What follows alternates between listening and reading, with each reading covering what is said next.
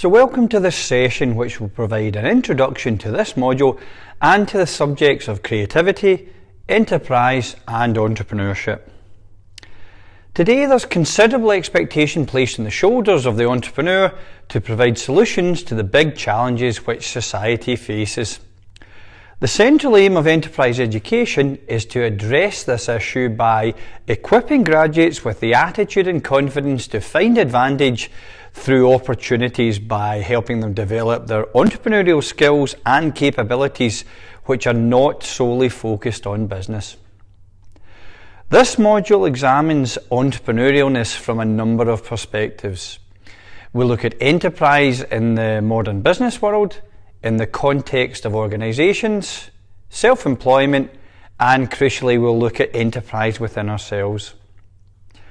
We'll learn how enterprising people apply creativity to overcome challenges and create opportunities whilst developing our own ability to do this. We'll also look at innovation, goal-directed behaviour and risk-taking, and we'll discover that we already display many of these enterprising qualities. Upon completion of the module, students should possess a wider and deeper understanding of creativity, enterprise and entrepreneurship from today's business world.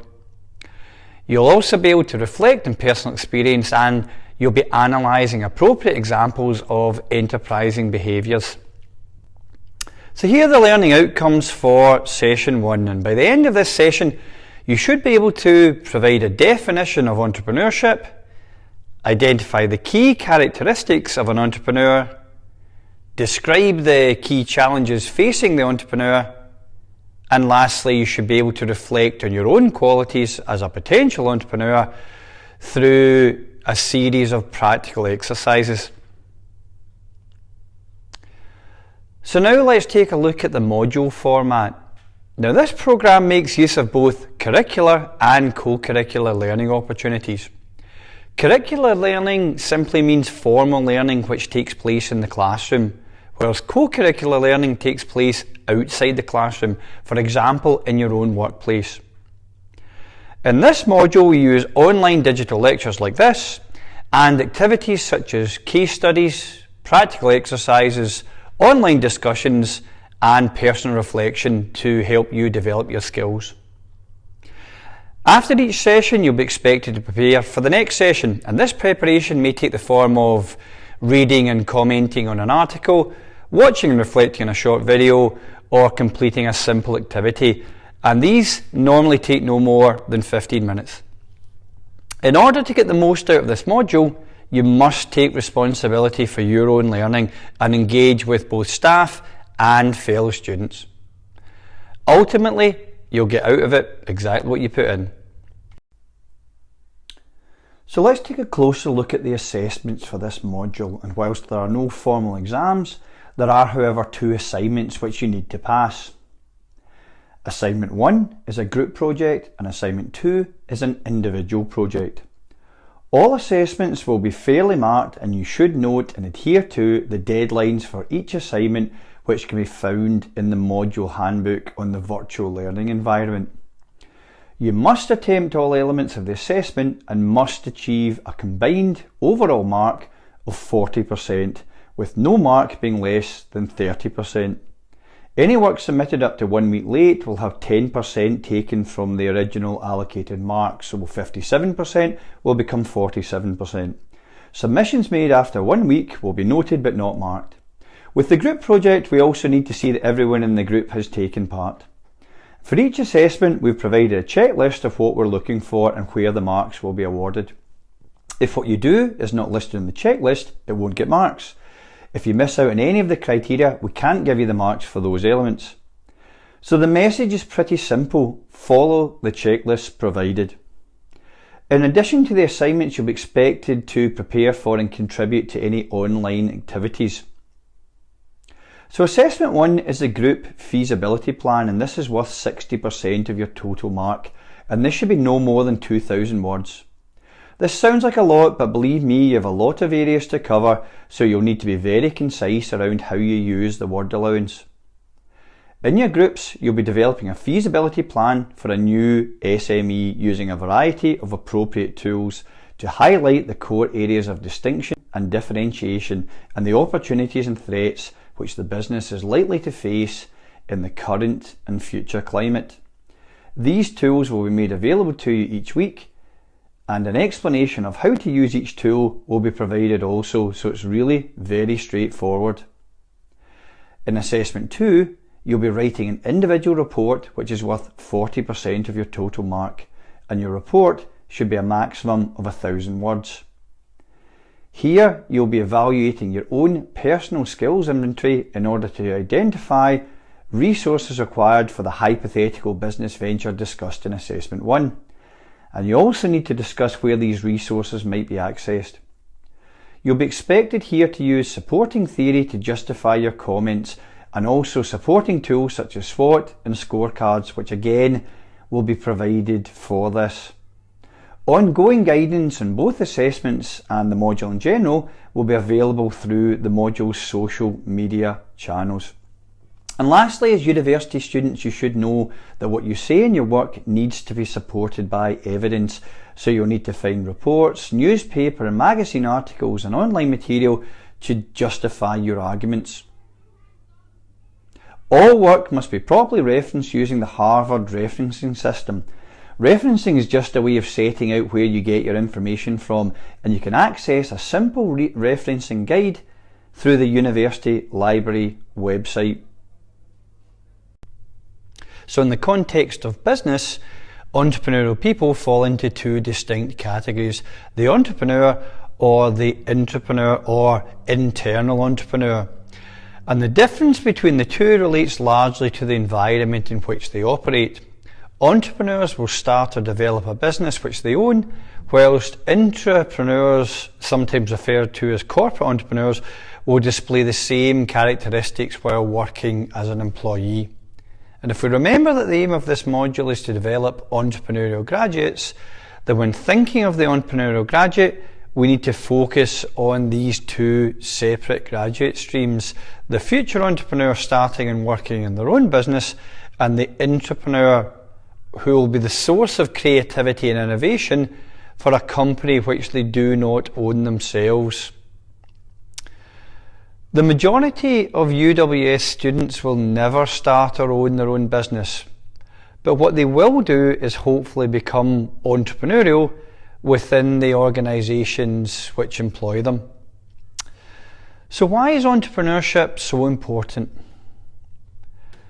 Well, the Global Entrepreneurship Monitor, sometimes referred to as GEM, is the largest international research initiative that analyses the propensity of the adult population of a country to participate in entrepreneurial activities. They're also interested in the conditions that enhance these entrepreneurship initiatives. The report itself highlights that small business is an increasingly important part of the UK and global economy. According to GEM, in the UK in 2015, almost 1/4 of working age individuals were engaged in entrepreneurial activity or intended to start a business within the next 3 years. So that's quite a significant number. Enterprising employees, on the other hand, are also the engine house of innovation, and many go on to also start businesses of their own. 94% of corporate entrepreneurs think they have the required skills and knowledge to start a business of their own. Most of you will have no interest in starting a business, and whilst we will spend some time looking at this area, this module is not about business startup. Rather, it's about developing an entrepreneurial mindset within our students. In addition to learning about the nature of entrepreneurship, we'll also learn how to look at challenges with a view to not only overcoming them, but also how to exploit their potential advantages, regardless of whether you take on the role of business owner or employee. Neck and Green 2011 state that entrepreneurship itself is complicated and disorganised in nature, and it recognises that the entrepreneurial journey for each of you will be unique and perhaps at times a little chaotic. So who's an entrepreneur? Well, the popular image of the entrepreneur is the iconic and charismatic maverick taking on the establishment and winning and accumulating vast wealth as a reward. However, the reality is somewhat different. The vast majority of ordinary entrepreneurs are normal people who simply have the desire and the self-belief to challenge the way that things are normally or traditionally done in order to do things better, either by setting up their own business or through working for others. And these entrepreneurs come in all shapes and sizes. And first we have the dabblers, who are individuals who are basically testing their ideas in an ad hoc and unstructured way. Then we've got the hobby investors. These are running businesses based on their chosen personal lifestyle. In these cases, it's not all about making money, and being able to work in an area you enjoy is a key factor, such as adventure sports enthusiasts. Then we have owner-managers, and these are people who own a business and are also in the business, running it operationally on a day-to-day business. Next we have the serial entrepreneurs, and serial entrepreneurs are individuals who set up more than one business. Commonly, most entrepreneurs set up between 2 and 3 businesses in their lifetime. However, some set up many more. Next we have social entrepreneurs, and these are people for whom the motivation for being in business is to do good works which benefit society. We also have high growth entrepreneurs with aspirations to build a very large scale business very quickly. And lastly, we have employees. These are entrepreneurial individuals who work within an organisation which they do not own. And regardless of the type, one common factor for the entrepreneur is the faith they have in their own ability to get things done. So we'll be focusing on 4 distinct elements: raising enterprise awareness, developing an entrepreneurial mindset, developing entrepreneurial capability, and enhancing entrepreneurial effectiveness. Now, Jack and Anderson 1999 discussed the need to recognise that whilst teaching basic business management skills such as finance and business planning is as important as ever, it's also necessary to prepare the student for the employment market by helping them to develop their abilities in other areas such as problem solving, creativity, opportunity spotting, collaboration, and innovation. These are attributes which are both useful and valued in the labour market. Neck and Green 2011 discussed the typical traits, attributes, and qualities associated with successful entrepreneurs. They call this the do you have the right stuff approach. Lyons and Lyons 2002 suggests that these right stuff qualities fall largely into 4 key categories: technical skills, management ability, entrepreneurship, and lastly, personal maturity. Now, personal maturity involves factors such as self-awareness and also the ability to reflect on your own performance and to learn from this. Now, entrepreneurship is as old as the human race itself, and the term stems from a French word which means to take things into your own hands. The term was first used during the Industrial Revolution to describe the new phenomenon of the individual who formulated an idea, developed that idea, assembled the resources required, and from this created a new business venture. Now, we can find definitions of entrepreneurship going back hundreds of years which would still be relevant to the modern entrepreneur today.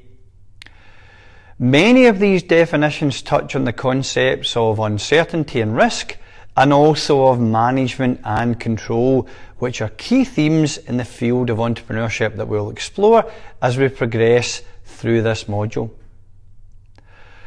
But other theorists identify other key aspects of entrepreneurship, such as Cantillon, who explains that historically entrepreneurs were an important class that were central to economic change.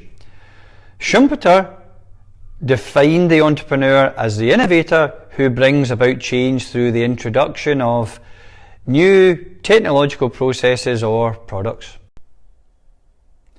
The purpose of this exercise is to gain some insight into your own personal skills inventory in a number of key areas which are important to the entrepreneur.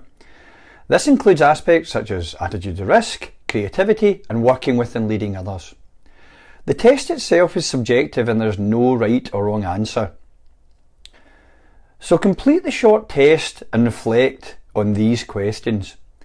If the average person scored themselves as 50%, where are you on the scale? What do you feel is getting in the way of the higher score? And what could you do to overcome this? And lastly, from these results, do you feel you're enterprising or entrepreneurial? So this exercise is designed to get you thinking about creativity and innovation, which are key elements of the entrepreneurship process. In order to do this, we've selected a number of ideas from the creativity pool. Now, the creativity pool is a place where real people can post up ideas which are then free to others to take on and develop. So to be clear, these are real ideas from real people, and what I want you to do here is to look at each of these ideas and consider the following questions. Firstly, think about what is good and what is bad about the idea. And secondly, think about how you can improve the idea to come up with something with real commercial value.